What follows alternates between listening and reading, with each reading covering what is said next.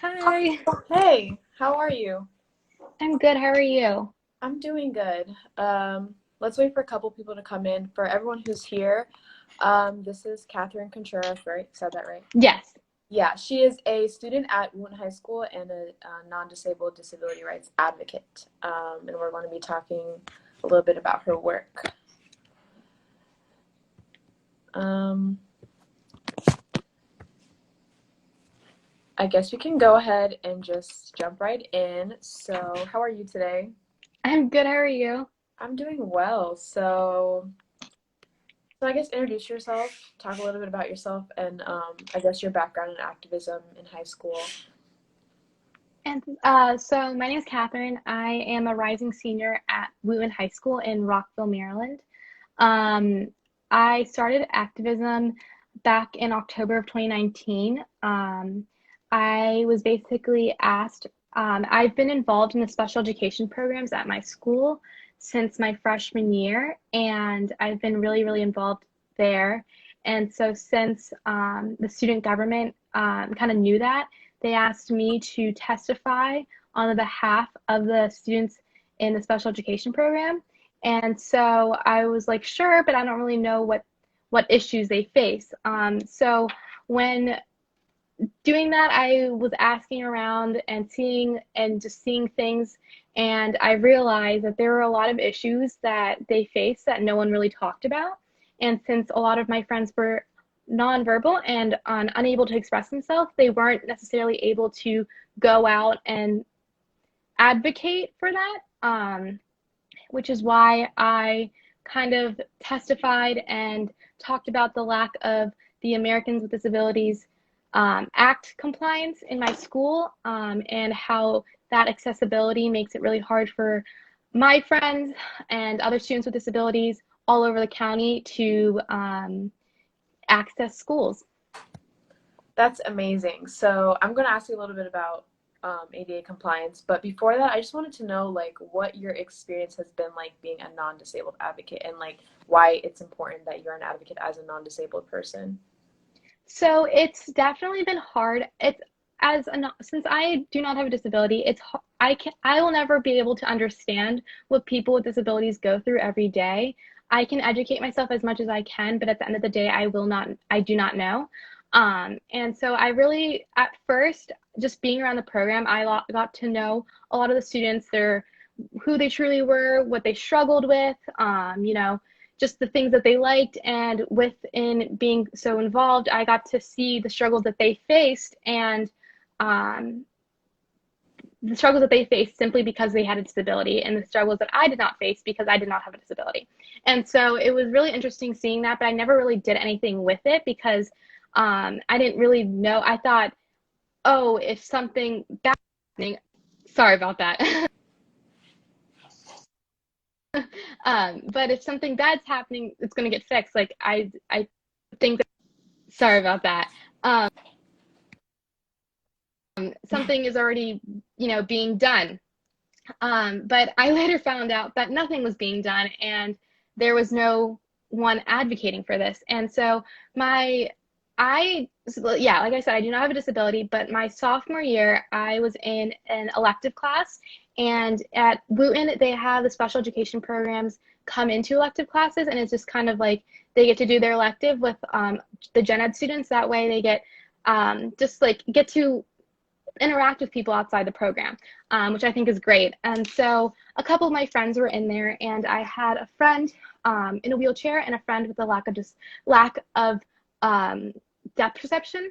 And so we usually special education programs know when there is a fire drill, and they usually get out a little earlier so they can get out of the way. And their fire drill is kind of very confusing and not good. So they usually get out a little bit earlier, but since they did not know that there was a fire drill happening, they were in these elective classes with paraeducators. And so we had this unexpected fire drill, and it wasn't a real fire, but no one knew that really.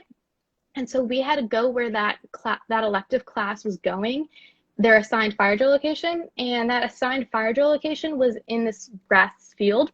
And there was no way to get a wheelchair there without pushing it through the grass.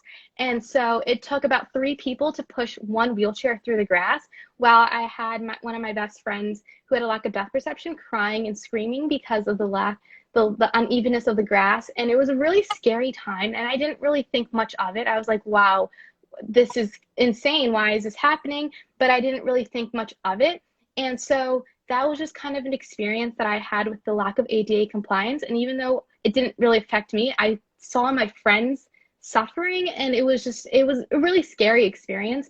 And I didn't know at that time that it had to do with ADA compliance, because unfortunately there's not really much education in schools on disabilities or disability rights movement or the ADA or anything like that. So I just like didn't know anything about it.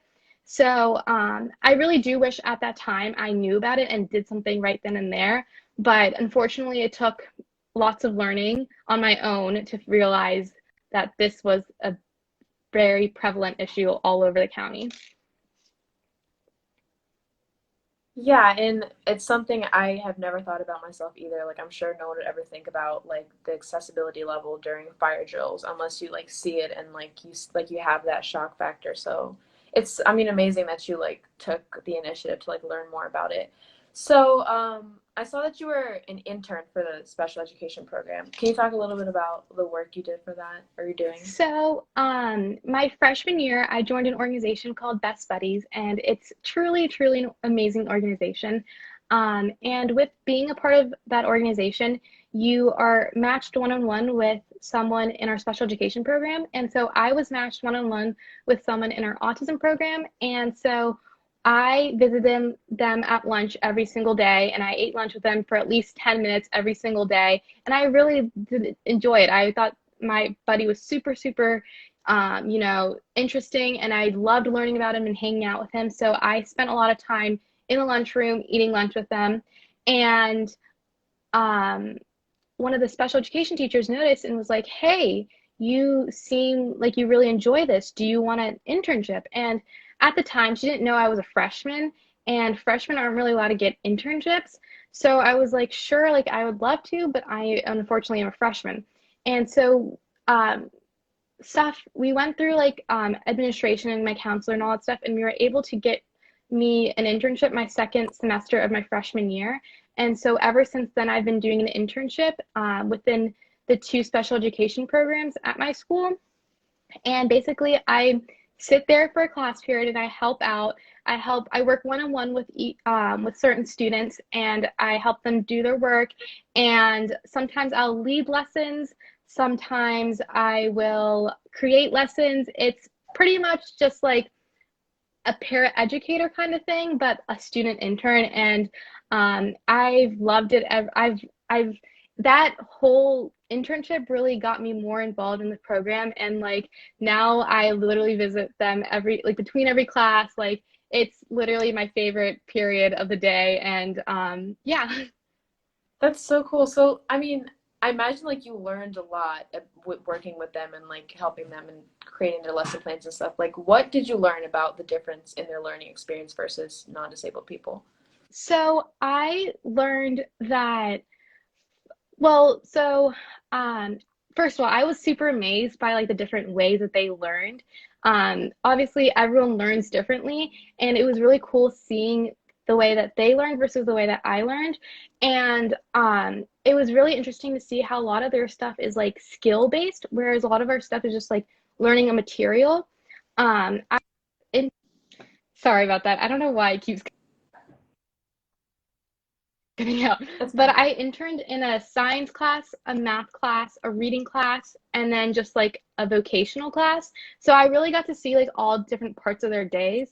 And so it was really interesting to see because like some of the stuff they did, it was like so much more cooler than the stuff that we did. Like they would do hands-on experiences and or like experiments and stuff like that in science class.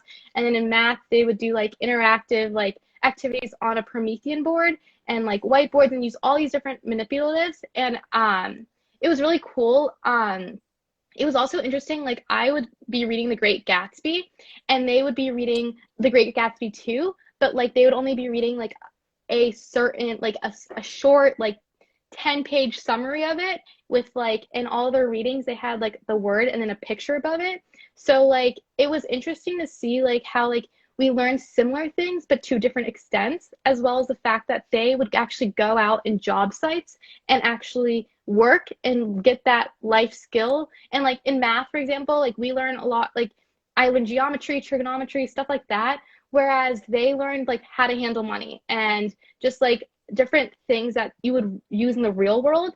And it's funny because a lot of people actually complain that in gen ed we don't really learn a lot about real life experiences, but in special education, at least the programs that I worked with, they focus a lot on life skills. And I would also help out in their speech classes, which was super duper cool, seeing how they learned how to talk. And throughout my years, it was so cool seeing my friends who were once not able to say a word start saying like 5 words. And it was so cool, the different ways that they learned and just seeing them grow. I think that was literally my favorite part, is just seeing them grow as human beings and like develop into such like amazing people, that like more amazing than they already were. But like, yeah.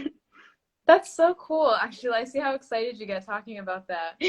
Um, like in high school for me, I'm really glad you mentioned like part of like the way they learn, because for me, like no one, whether it was special education or ESOL or just anything that was different from like the regular curriculum for each grade, no one knew like how it was set up. I feel like it was a misconception that they had a completely different learning experience and not, it's the same content but just like distributed differently and like taught differently. So it's really important that everyone knows that. So speaking on that, what are some of the misconceptions that you're kind of working to like help break down around disabled people, specifically disabled youth? So um, a, a big issue, and that's mostly, a lot of it has to do with like Best Buddies, is like Best Buddies is all about spreading inclusion and making sure that people with disabilities are included in everyday life where they wouldn't normally be included, I guess. And so a big thing that I really focus on is inclusion. And so, which is like why I kind of started on the ADA, because how can students be expected to be included when the building itself doesn't even include them? Like I would try taking my friends to pep rallies and like to, football games, and there was no wheelchair like access to the student section.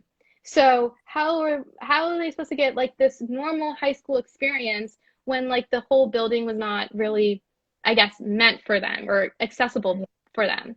And so I that's something I did because at the end of, I think that's a big misconception, is that a lot of people think that people with disabilities like are different, when in reality they're just human beings who want and love, like want the same love and respect as anyone else. They may act differently, but so does everyone acts differently. I don't really understand, like there isn't really much of a difference between Right. people with and without disabilities. But a big misconception is that they, just because they, for example, can't talk doesn't mean that they're any different. There's many different ways to communicate. I know one of my best friends is nonverbal, and it's been so amazing to see him learning a few words to, but he can't necessarily form sentences, but he can start saying some words. And like I personally love college basketball. Like college basketball is a big love of mine, and so does he loves college basketball. And so even though he's nonverbal, I still find ways to talk to him and communicate with him about basketball. And it's just so cool, like, and I think that's just a big misconception too, that just because they have a disability that they don't have the same interests as us. Really, it's not true. They like, I don't know. It's just yeah, I don't know. But I think another misconception too is that I think a lot of people don't really know much about disabilities. Like we don't learn anything about disabilities in schools. And the most I ever learned was about that the ADA protected people with disabilities. That was it. That was all I ever really learned about um, the disability rights movement and like just people with disabilities in general of my 3 years of AP US history. Like I've just never really like learned anything about that.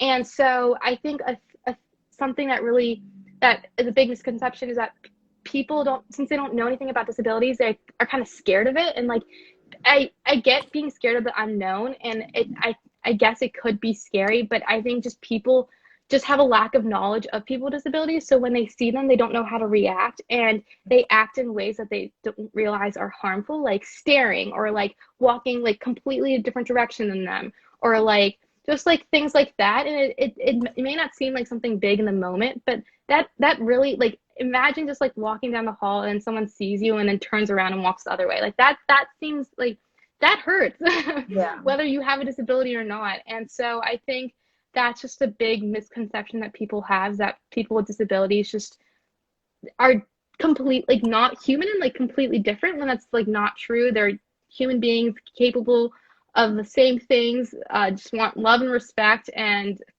yeah. So do you propose that there's like a better way in order to inform non-disabled people? I don't know, maybe like curriculum based or like through school to teach them how to, act around disabled people. Definitely. I definitely think, at least for me, my elementary school and middle school, I was never really exposed to someone with a disability. I never really knew anyone with a disability. I didn't really know what a disability was until my freshman year. And it's kind of sad because like, I'm so involved right now, but like the fact that I went 13 years, 14 years of my life without even knowing people with disabilities existed was like insane. And so I think just getting at an early age, just like learning what inclusion is, and like learning that it's okay to be different, but like also respecting each other's differences, and growing together, and learning that being different is okay, and that it's not something scary. And I think we're often taught that, like, if you're different, you're weird, you're like, don't want to associate with that, when in reality we're all different. So I don't understand that, I guess.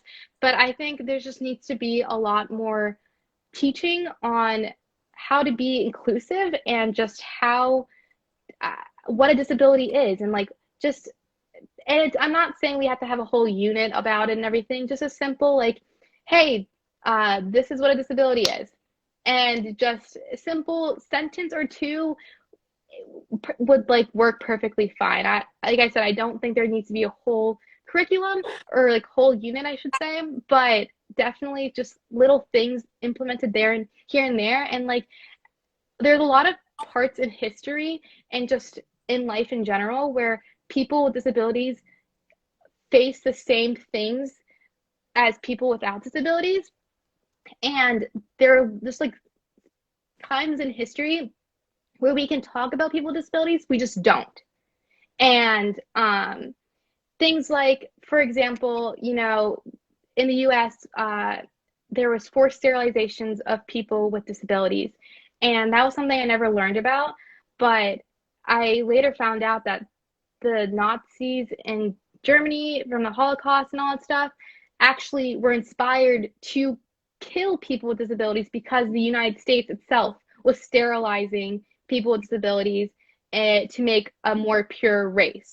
And so, things like that we could easily just learn about, because we talk about that stuff in history, but we don't. And it just seems like, rather than like also just including it, we just kind of purposely leave it out. And I think that goes a lot, like, that happens to a lot of marginalized groups in general in history, that we just block them out, when in reality they're a really important part of our history that we should keep talking about.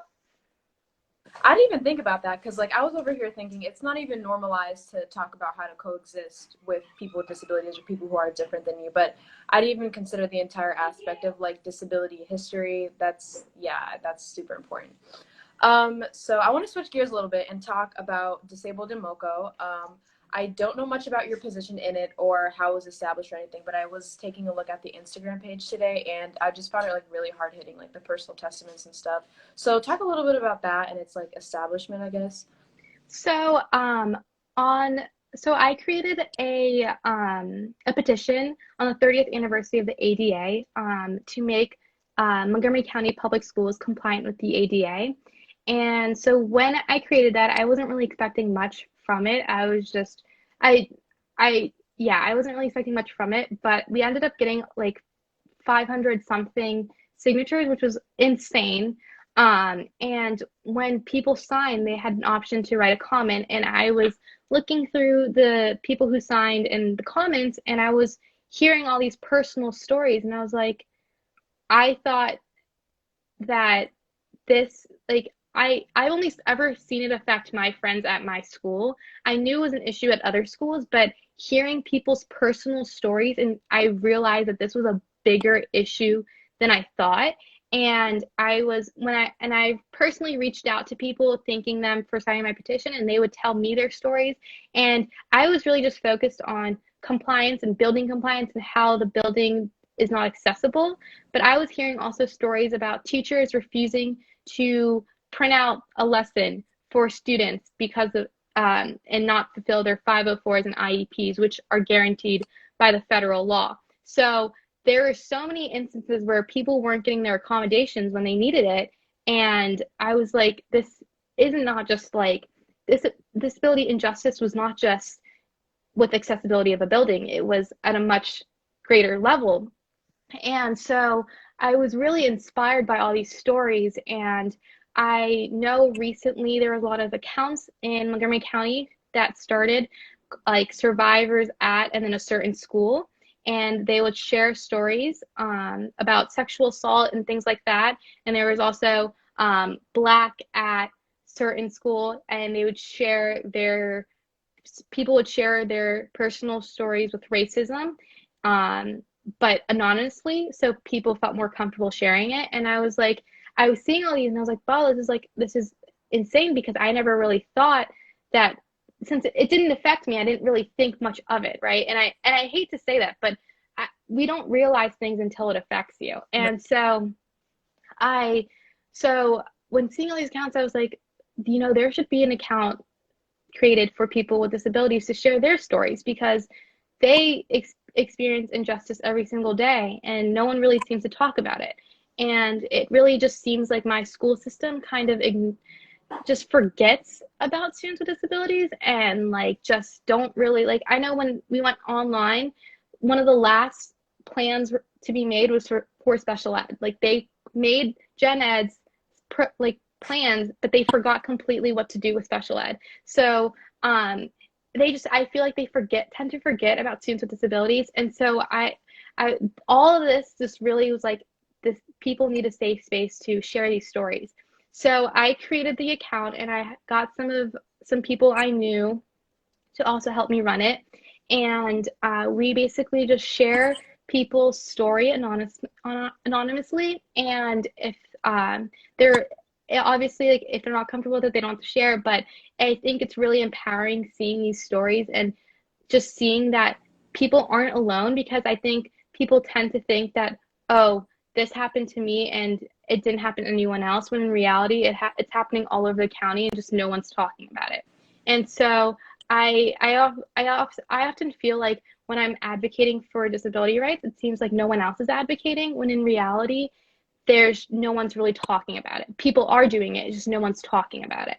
And so, yeah, I think this gives people a safe space to share their stories, because these stories are so important to share. And I think that people, if you like, for example, since I don't have a disability, I don't experience any of these injustices that people with disabilities face, but seeing these stories make me realize how much a bigger issue this is, and how much more light needs to be put onto this issue.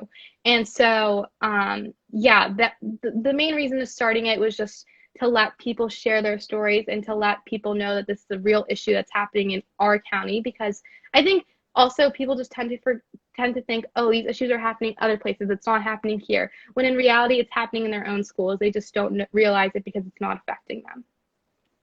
Right. And those stories were really powerful, I'll say. Like they speak for themselves, honestly. Like I think using social media to share personal stories anonymously, like it's always like a really, really like I've seen a lot too with like I go to University of Maryland and they started a Black at UMD page, and then it's like, I mean, race issues are like things, I mean, it seems like we're talking about it a lot, but then when you hear like the sheer like I don't know, like with faculty and like with peers and things like that, like things that have occurred that no one talks about. Like I just think it's really important to use social media to share that.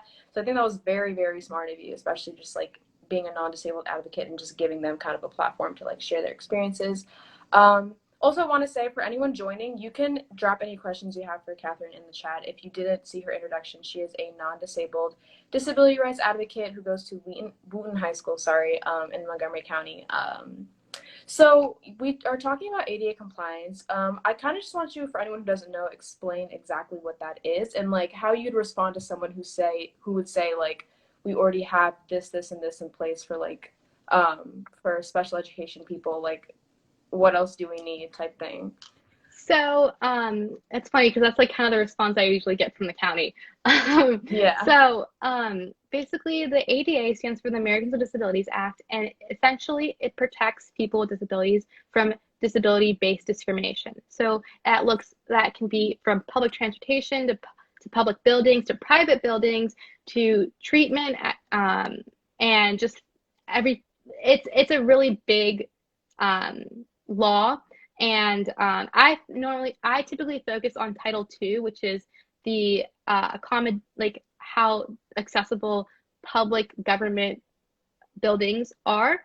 And so it was passed in 1990, and basically it stated that all public entities that receive government funding, like schools, must be compliant with the ADA. It's important that these schools are accessible to all people to people with disabilities. And so that was passed in 1990. And there's often a thing that people like to say that our schools are grandfathered in, and that we, you know, since we were built before, our school building was built before the 1990, it was passed that we don't need, like, it's fine. And so, unfortunately, that is not really correct. Um, Even if it was correct, the county is still building schools that are not compliant with the ADA currently. So I don't know. You said you went to UMD. There's a school in Germantown called Seneca Valley, and they spent millions and millions of dollars building this brand new school, 4 stories, huge, huge school. And they're about to be finished with it within the next year or two, I believe. And that school, I'm 99% sure it's not going to be compliant with the ADA. And you may be thinking, how does this happen? Well, the ADA is a federal law, and so there's nothing at the local or state level enforcing it. So schools, when they're building, they have to follow water permits, different things like that, and yeah, water, electricity permits, but there's no really permit for the ADA. So these school systems are designing schools and making them non-compliant with the ADA and building them, and then having to go back later and spend more money to fix these schools. And when in reality, they could have spent less money just building it compliant in the first place. And I don't really understand why it's such a big deal to make them compliant. It seems like these contractors don't really think about it. And like I said, it's an issue that you don't really realize until it affects you. So I understand where they don't, like, they might not realize it might be a big issue, but the fact that they're a public school system and the fact that they serve students with disabilities is very concerning, because they are a county that prides themselves on being diverse and accepting all and including all and everything. And we're a county where all means all, when they tend to forget a lot about people with disabilities. And so I've faced a lot of issues dealing with the county. It's the school system blames the county government, and the county government blames the school system, and it's a back and forth. No one wants to take the blame. And after months of advocating, I realized it's both their faults. And so I've testified a couple times, and I've written hundreds of emails, and it's really, and with learning so much, I've also realized that these public school buildings are also often used for voting polls as well as safety shelters. So, like, for example, if there was a hurricane or something and people lost their house or something, they would go to these school buildings, but these school buildings wouldn't be compliant. So people with disabilities would struggle to access these. And thankfully, we haven't really had much weather issues where we had to use a lot of shelters, but they still should be compliant. They're schools, they're voting polls, they're shelters, and they're used just for events in general. And so, um, yeah, I it's been a crazy hard fight, and it's been very frustrating, and it not only goes with the board of education, it goes with the county council, it also goes with the federal government, it goes with the Department of Justice, it goes with the Department of Homeland Security, it goes with all these big groups, and it's just very frustrating to see that nothing's being done by this until, and it really just seems like the county's waiting for like a lawsuit or something to happen for things to change. And unfortunately, it seems to be going that way. It seems like the county won't really do anything until they're threatened, which is so sad because it shouldn't take someone's, you know, trauma to take for something to happen. Like it I don't know. It's a very complex, very confusing issue.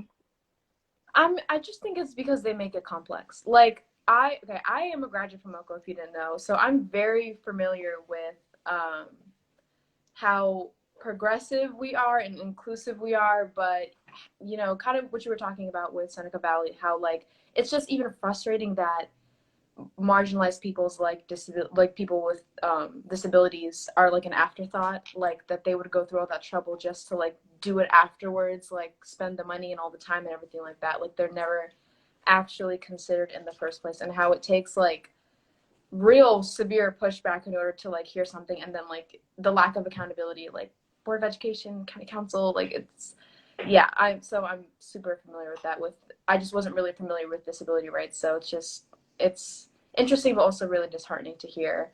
And we have a comment saying low expectations and poor support from society and family is damaging students with disabilities, and I 100% agree with that. It's kind of going along with what I just said, especially in MoCo. Yeah, I can go on about my critiques Yeah, and with MoCo and the Board of Education. I think also too is that a lot of these issues um don't like parents kind of assume when they drop off their kid to school or when the bus picks them up or whatnot that their child is in safe hands. They don't really notice that. I mean, parents all have a lot of stuff going on. Obviously, being hard, it's hard being a parent, and so I think it's hard for parents to have to like they don't. I don't think parents necessarily realize how much like this. It's all so like this whole system is just not good. But yeah, I think it's really hard because, for example, my friends could not advocate for themselves. They're nonverbal; they can't really express themselves, and even if they were to be find a way to communicate, they could not form coherent sentences that people would understand. So, if they have a traumatic experience at school, no one knows about it other than the teachers, but the teachers might not even realize it's traumatic. You know what I mean? And it's not like they can go home and tell their parents, oh, hey, I had to walk along a burning building today because the fire drill route is not accessible for me. But they can't go home and tell their parents that because they're nonverbal. And so I think it's really frustrating, at least for me, to see them having to face this and no one really doing anything about it because no one either knows or wants to keep it quiet. Yeah, all I can say is yes, I definitely agree. So we're at 30 minutes, but if you're okay with staying a little bit longer, I just really want to talk. I want to bring up our training series real quick since you've been to all of them. But before that, I just think it's important, especially for our audience, and since this is just going to be on our page, to talk about language in terms of like how we talk about disabled people, how we talk to them, and just kind of like the conversation surrounding them. Like I feel like a lot of people are, part of what you mentioned about how they avoid or turn away from disabled people or people who look different than them is because they don't know how to talk to them, or they don't know what they're saying is offensive when they talk about them to other people. So I kind of want you to like break that down for me and talk about like how you can talk about it properly. Definitely. So language is definitely something I'm still learning. I do not, I, I'm learning every day. Like I said, as a non-disabled advocate, I can only understand so much, but I understand that I'll never understand. And so, I used to, I first of all, I just want to make this very clear. Never use the R word. The R word is awful. It's disgusting. It's so unnecessary and it's so harmful to the disabled community. I personally, if I see someone saying the R word, I will go and talk to them and be like, hey, like, this is not cool. It really just attacks a whole group of people and it's not okay to say. And I don't think people really realize the harmful effects of using the R word. They just throw it around and don't realize how painful it is to people with disabilities and how it just further separates them from society. And so, yeah, I just wanted to make that first statement. And then also, I am learning a lot of different the.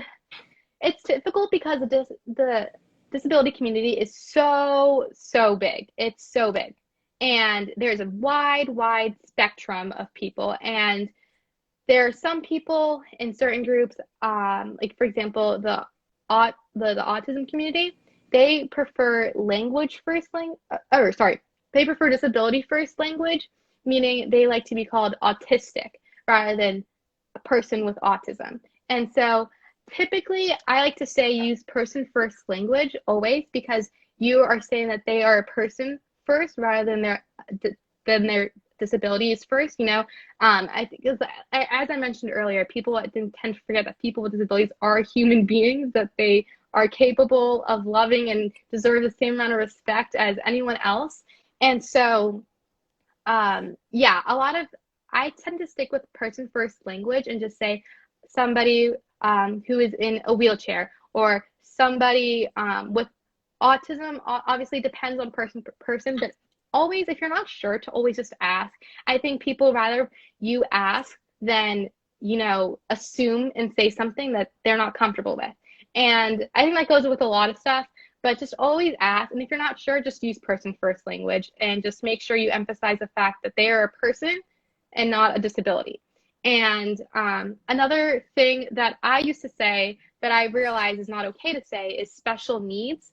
I think a lot of people use that because it's a little bit, they think it's a little bit more comfortable, like more comfortable to use that than like disability. But a lot of people don't like, obviously some people don't like the word disability. And like I said, it's just person to person based, but always ask what they want and never really say special needs because it kind of shows that like it kind of makes people think that, oh, because they have a disability they have special needs, like they need something special compared to everyone else, when in reality it's not true. They need the same thing as any other human being, and obviously some people need more support than others, but at the end of the day, like they don't need anything special, if that makes sense. They need friendships, they need jobs, they need love, they need respect, just like anyone else.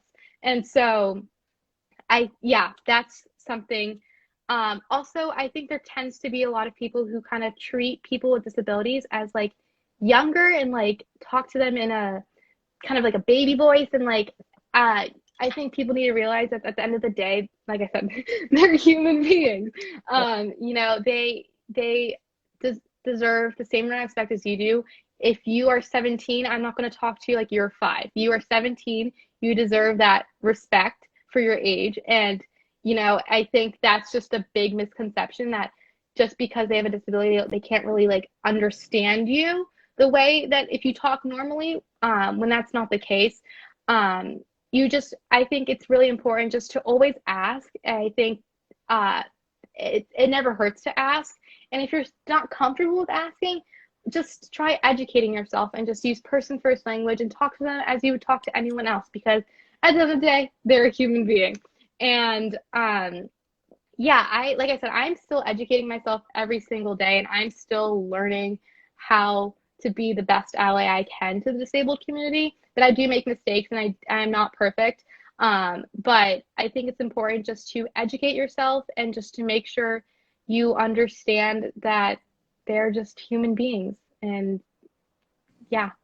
Yeah, I think those are really important points that you hit, especially about asking. Like, I mean, you can't expect to, when you're not, groomed or taught to how to deal with or how to be around disabled people, you can't expect yourself to always say the right thing, but you can't let that discourage you and just learn the right language. That's part of educating yourself. And also that there's a big difference between being accommodating and being like degrading, like teaching them or like acting Definitely. like they're younger than you or whatever. Like I definitely see that a lot. It's like that's you think you're doing the right thing, but that's really not how you treat people who just need different accommodations than you. So I think that's super, super important. And Yeah. And I think it's also important to get comfortable with those uncomfortable situations. Like, yes, these situations will be uncomfortable, especially if you've never been in a situation like this. But it's important that you use it as a learning experience rather than like, oh, an embarrassing moment for me. Because at the end of the day, it helps you and the whole disabled community in general. You know, it's important just to learn from your mistakes and move on and educate yourself and just be un- be comfortable with those uncomfortable situations. Exactly. I'm so glad we're talking about this with an audience. Yeah, that's just a really taboo topic. Like, just even words like special needs, I didn't even consider. Like, I mean, there's things that are like blatantly ignorant, like the R word, and there's things like you have to like double back and think about like what could this actually mean and how will they receive it. Okay, so now I want to switch gears a little bit, and for our last thing, just talk about the training series. So you guys know we are advertising our training series every single week. Our Sunday series, we have two installments left this Sunday and next Sunday before we wrap it up. But Catherine here has been to every one, I think, right? Yes. Yeah, and I'm just kind of curious to learn because of the amazing work you do, how you are learning from the training series and at every module, kind of implementing that and thinking about how you're going to implement that in your work. So, like I said, I'm fairly new to advocacy. I Mm-hmm. never really advocated before. I used to be like really into like these movements, like the civil rights movement. Like I was super into that, and I've always like loved like learning about that. And so, yeah. But basically, so I signed up for these modules to hope to learn more about advocacy, and I definitely have. It's been a super cool experience. I've been able to connect with two amazing human beings, one that lives in Chicago and someone else who lives in California. And it's been super cool getting to know people and I don't know, like if this might sound a little weird, but it's like almost like relieving to know that like this is not just something that you're facing by yourself. Like there are other people in other parts of the country that are also fighting for the same thing. And it's just so cool seeing that. And I just like it's been really cool just to learn all these new techniques and new ways of advocating. And it's not the traditional, marching, it's not, just you have to do this, it's more just like how to get people interested in your cause because that's a big thing that is really hard to do. And so it's yeah, I've learned so much and it's been so cool meeting people facing similar issues and seeing how they work and learning from them and also learning just from the main group sessions. That's so amazing because it's so nice when you are organizing something and you hear that it has the intended effect because that's really what we wanted to do was just talk about just flesh out specifically the details of creating a campaign and just starting from nothing and also just meeting people who make you more excited about advocating for what you're interested in. So that's so amazing. Anika has a comment. I love that y'all started something already. Can you describe, I don't know, DANAFIS? I don't want to say that. Yes. So that is okay. If I someone from California created that name, but I believe it's disabilities and disabled and neurotypical um ad disability and neurotypical advocating for inclusive schools. I believe that's what it's called. Um, I, we just always refer to it as the acronym, not really the whole thing. So I believe that's what it's called because we want to make sure we emphasize that neurodivergent. Sorry, I've been saying neurotypical. Neurodivergent Mm-hmm. was also mentioned because I think a lot of disability rights stuff happens with people who are neurotypical and disabled bodies, I guess, and not really like people who are neurodivergent. And so, yeah, we wanted to make sure we emphasized on that. But basically, it's just me, someone from Chicago and someone from California that I mentioned earlier. Yes, just talking and sharing ideas on how to make more inclusive schools.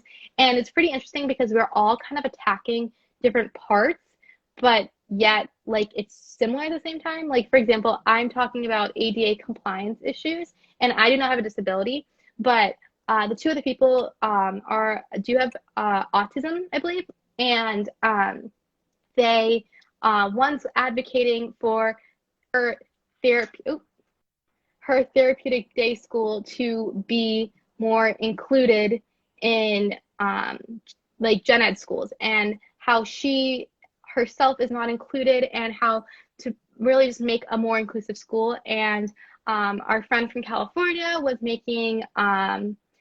wanting to do ASL teaching, and it's pretty interesting because my county already has ASL classes, and at least in my school. And so I think she said because of her brother or something like that, that ASL really helps people who are nonverbal. So it's a really important skill for people to learn, which I totally agree with.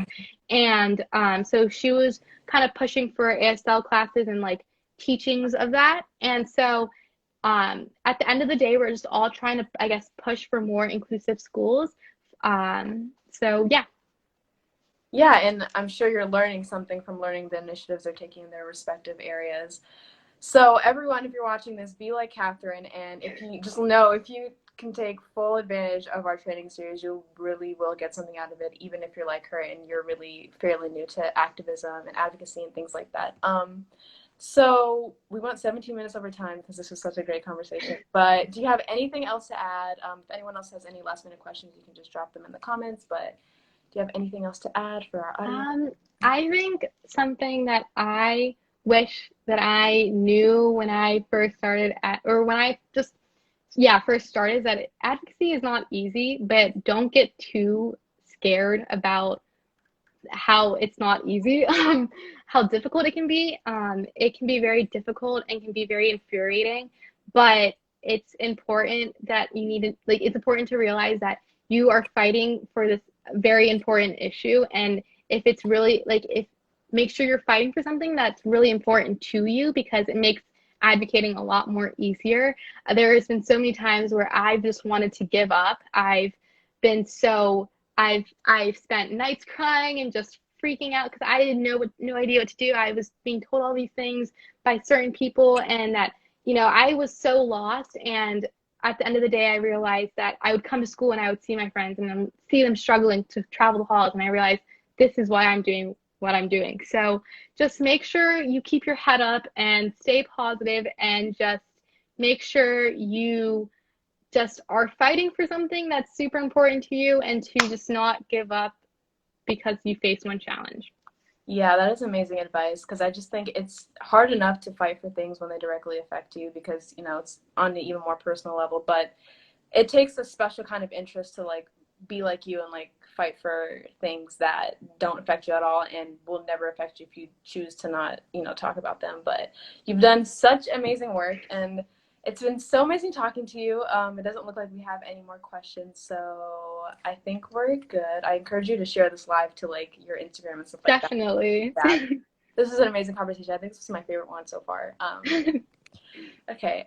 So for our training series, just last minute, we have our sign up link in our bio. It's really quick, really easy. It's this Sunday from 3 to 5 p.m. Eastern time. I'm sure Catherine will be there. And yeah, we will be talking about event planning and publicity for your movement. So make sure you join that, sign up for that in our link in our bio, and we'll have a graphic out later today. But yeah, that's it. I'm going to let you go. It was so Thank nice you. talking to you, Catherine. Have a nice rest of your day. You too. Thank you. Bye.